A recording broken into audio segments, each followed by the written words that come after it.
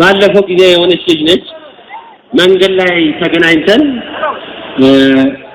ስማ ክበበው አለችኝ። አቤት አልኳት።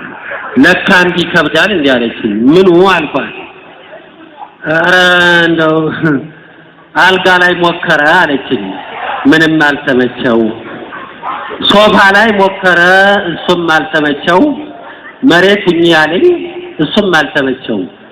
ውጭ እንውጣ አለኝ ወጣው ተቻኩዬ ከአበቦች መሃል ዛፍ ላይ ተንጋልዬ አንዴ ተንበርክኮ አንድ ጊዜ ቆሞ ወደ ታች ወደ ላይ ወደ ጎን ዘሞ እሱም አላረካው ወደ ቤት መለሰኝ።